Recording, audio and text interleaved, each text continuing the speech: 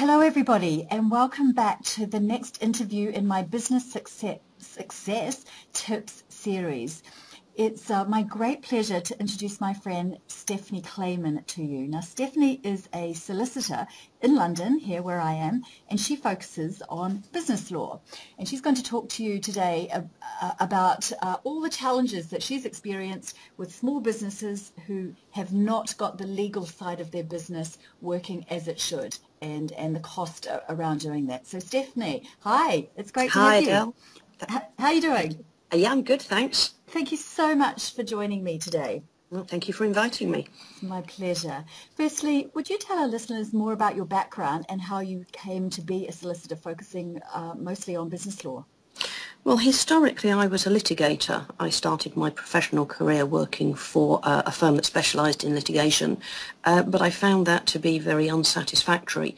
It's very difficult in litigation to get a good resolution for your client because litigation is expensive.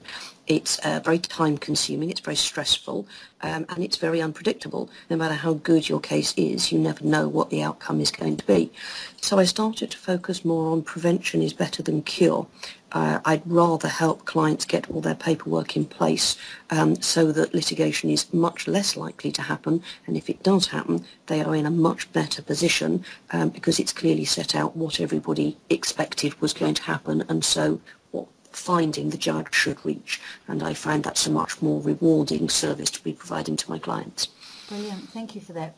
So tell me, what are some of the big mistakes that you've experienced in terms of businesses that they make in relation to the legal side of their business? What are they not doing and what are they paying for? I'd say the biggest problem I come across is that people think that if there is nothing in writing, that means there isn't a contract. So people will often come to me and say, I don't have a contract with these people. Well, you often do, because contracts come into existence in a number of ways, and it doesn't have to be in writing. So it can be from a conversation, it can be from an exchange of emails, it can even be from a handshake or from an implication of what people are doing. The problem comes, however, is that you've entered into a contractual relationship with somebody, but because it's not clearly set out in writing, there's ambiguity as to what people are supposed to do, what their charges are going to be, when they're supposed to do it by, and that's when the disputes come. It's often a misunderstanding of what the parties expected that could have been avoided if people had put things clearly in writing. Sometimes that doesn't need a solicitor, it can just be a clear exchange of emails. You're going to do this, I'm going to do that, this is what you're going to be paid, and this is when you're going to be paid, and it can be as simple as that. Right. I was advising a woman recently who'd set up a beauty business with a good friend. They hadn't put anything in writing.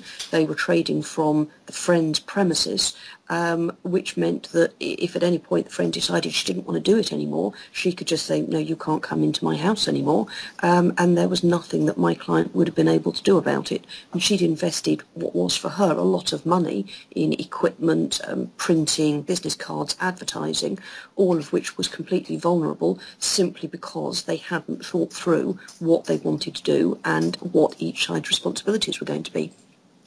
Ouch. So let's look a little bit more at when people get together in business. Tell me some more about what happens if they don't have the legal agreements in place at the start of the arrangement and then things go wrong a little bit later. What's the worst case? If you look at if people are going into partnership together, they need to have a partnership agreement, and it needs to set out what everyone's putting in and what everyone's getting out. So if you come to the end of the partnership, somebody wants out, it's clear what the consequences are going to be. If you don't have a partnership agreement, then it's automatically going to be a 50-50 split. So you could have a situation where you've done all the work, you've invested all the money, but because there isn't a partnership agreement, you have to give the other party 50% of everything, 50% of the profits, 50% of the assets, 50% of the intellectual property. That can be very frustrating, but there's, in the absence of a partnership agreement, there would be nothing you would be able to do about it. And that could be very costly as well, in terms of loss of like, say, the intellectual property to the business, for instance. Absolutely. Even if you agree that you want to shake hands and walk away and set up your own business, if there's no clear agreement on who owns what, then the litigation over trying to reach an agreement can be even more costly than the assets that you're arguing over. So that's a partnership agreement. What about That's right. if people set up as a limited liability company and it goes wrong? Well, that's another area where people come unstuck because they don't often understand the difference between a partnership and a limited company, and they can be doing one and thinking they're doing the other, or not necessarily understanding what the consequences are. I had a gentleman come to see me recently who ran a limited company architectural business. He'd taken on a woman who was doing very well, and he wanted to reward her by giving her a share of the profits. And he came to me saying, I want a partnership agreement. And I said, but you're a limited company, so that means you want a shareholders agreement, not a partnership agreement. He had absolutely no idea what I was talking about. He had been running a limited company business for 5 years and didn't understand what his obligations were under the Companies Act, even the most basic things like what his duties were, what would happen to him if the company was trading insolvent, how to share the business. Often people running limited companies don't understand that it has a separate legal identity of its own. It's almost like its own person, so you can't just help yourself to the money. The money belongs to the company, and so people tend to come unstuck, not because they're dishonest or not because they want to do the wrong thing, but because they simply don't know what the right thing is to do. So you need to have an understanding of what a limited company is, what your obligations are, and if you've got fellow directors, fellow shareholders, you should have directors' agreements and shareholders' agreements. So again, as with a partnership agreement, it clearly sets out what everyone's supposed to do, what everyone gets in return. So in your opinion, what basic agreements should people be creating at the start when they go into business together? Well, I think the first thing they need to do is decide, do we want to be a limited company or do we want to be a partnership, and talk through the pros and cons of both. Once you've decided if it's a partnership, you want a partnership agreement. If you're going to set up a limited company, you want a directors agreement and a shareholders agreement. If you're going to have staff, you should have employment contracts. And if you're going to be doing business with third parties, people are going to be supplying goods to you and you are going to be providing goods and services. So you want good terms and conditions, and you want to be paying careful attention to the terms and conditions of suppliers to make sure that you're not agreeing to onerous terms, and that you're not suddenly going to find that you run out of money because you didn't realise that you were going to have to pay penalties or interest that you hadn't anticipated. So if someone was setting up on their own is in business, yes. What's your view on whether they should go limited liability company or sole trader? Do you have a view on that? I think to a certain extent it's going to depend on each individual's circumstances. Being a sole trader is obviously a lot easier. You've got less obligations because you're not governed by the Companies Act. Having said that, if anything goes wrong, you are personally liable. So if you suddenly find yourself facing some kind of negligence claim, for example, and you have to pay damages, anyone coming after you can go after your home, your car, the money in your bank account. Whereas if you set up a limited company, because, as I said, it is a separate legal entity, whilst it costs more to administer because you have to file accounts and you probably need an accountant and you have certain duties under the Companies Act, it is self-contained. So provided you don't do anything seriously wrong, provided you don't act fraudulently, provided you don't trade insolvent, if anybody pursues the company, it stops with the company, and provided you haven't given any personal guarantees, nobody can come after you personally. So I think, if you're just setting out on your own and you haven't got anything of your own, setting up as a sole trader might be quicker, simpler, cheaper, but if you're more established, or as your business grows, you should either set up a limited company or change from being a sole trader to incorporate your business to give you better protection. Just so long as you make sure you are aware of what your obligations are, because there's no point in setting up a limited company and then coming unstuck just because you weren't aware of your obligations. I understand. So let's look a little more at the Companies Act, and at the moment we're talking about the UK here.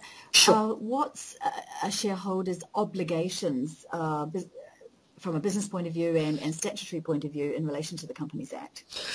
Shareholders don't have obligations. They can get involved in important decision-making processes by calling general meetings, but it is the directors who have responsibility for the day-to-day running of the business. Now, often with the kind of businesses I'm dealing with, they are one and the same person, but it does sometimes happen that I've got directors who have been appointed by shareholders.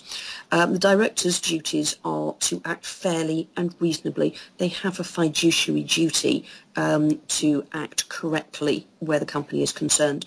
Now, obviously, the Act is huge and there are a vast number of obligations, but the ones I come across on a regular basis are these.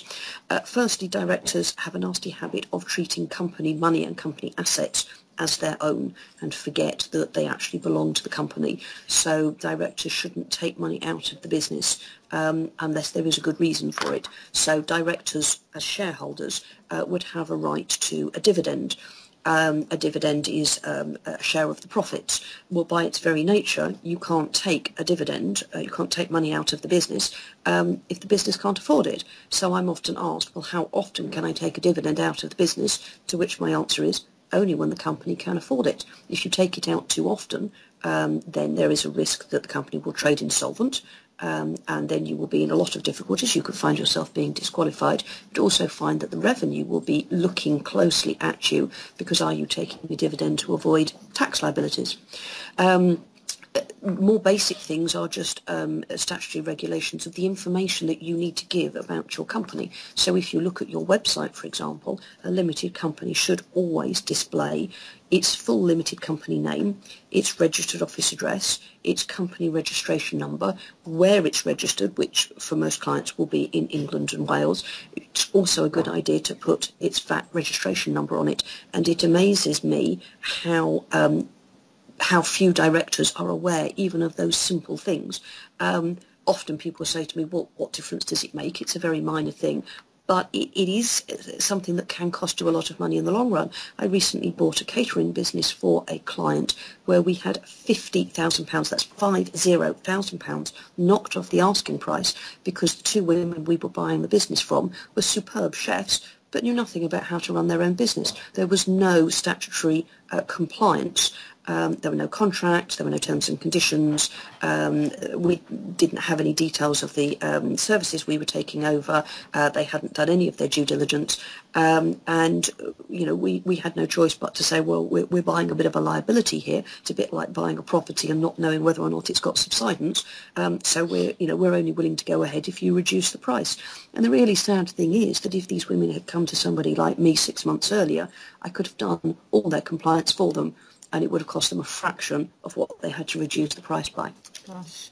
So these compliance points that you talk about, and while you've referenced the UK, are they relevant to most jurisdictions around the world? Because many of my listeners are outside of the UK. All countries have their own rules and regulations, but most of them, a lot of countries' law is based on the origins of UK law, so there are a lot of similarities. And a lot of it, I would say, is good practice. If you are a limited company, what is the harm in saying, I am a limited company and these are my details? If you want to be showing yourself to be honourable people who are reliable and trustworthy, this is the kind of information, these are the kinds of processes that all businesses should go through, even if you're not a limited company, even if the regulations don't apply to you. Okay, great. So let's look at employment contracts. Tell me more of some of the big mistakes you've seen employers make in the UK. Well, I say the most classic mistake is that people aren't always clear on what the status of their staff is. When you have somebody working for you, they can be a worker, they can be an employee, or they can be self-employed. Often people think that they can choose. I choose for this person to be self-employed and therefore I don't have to pay them PAYE. The problem is that you don't get to pick. It's a question of fact. Somebody either is or isn't an employee based on the fact of your relationship with them. So if they work for you on your premises, under your instruction, turning up doing your hours, your clients, you have control, then they are almost certainly employees. On the other hand, if they can do the work anywhere they like, working their hours, if they have the right to subcontract the work out to somebody else without your prior permission, if they're using their tools, if they have the ability to go off and work for other people when it suits them, then they are almost certainly self-employed. And you can't get round the regulations just by saying, well, we drew up a contract that said they're self-employed even though they're employees. And the reason why that could be so significant is I often have people coming to me saying, oh, this person was self-employed, but I've terminated the contract and now they are suing me for unfair dismissal. Well, they can't do that because they are they are self-employed, they're not an employee.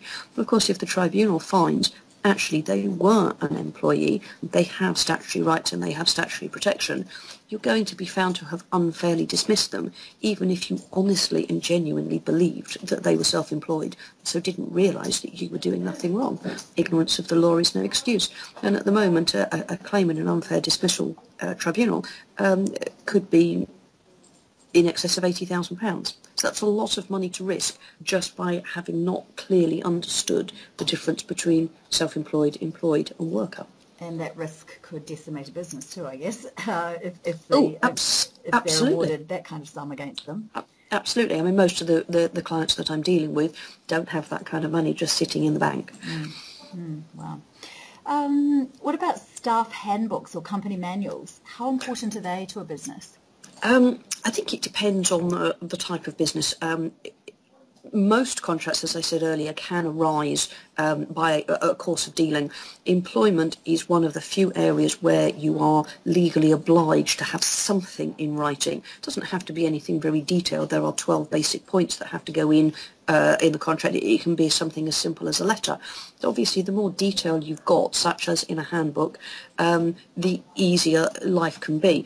As we discussed before, the most obvious problems come when there are genuine misunderstandings. I thought the office hours were 9 to 5.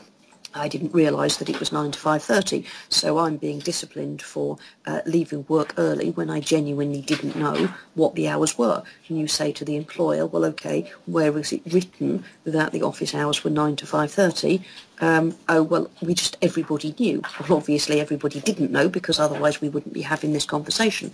So setting things out, basic information like what are processes and procedures, either in a contract or in a handbook, can save a lot of time. In my experience of employers, when they've dismissed somebody and there's an issue, they've rarely deliberately done it. They've rarely wanted to get rid of somebody and been not cared about the rules.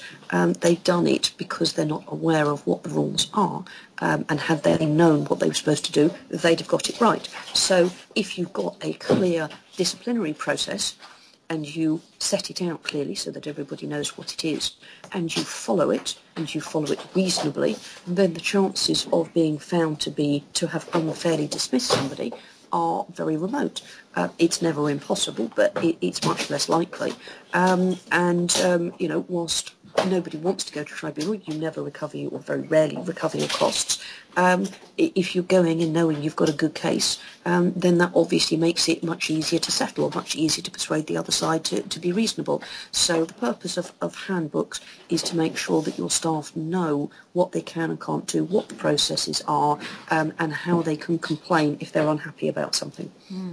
So the use of social media is prolific these days. Can an employer place any restrictions on what an employee can and can't do or say on all the platforms that are out there? Absolutely, and more and more we are advising clients to have a social media policy because, again, when it goes wrong, it's often innocent. It's often because people didn't know what they could or couldn't do. And I have seen a few employers recently dismissing people for misuse of social media, but in the absence of a social media policy, the dismissal has been found to be unfair because the tribunal has said, well, they didn't know that you were going to be upset about this, and you can see that it was a perfectly innocent mistake. Where it becomes problematic is when people are using their personal social media accounts and saying things about the company. And there was a case recently where somebody had his own social media account where he was commenting on company business.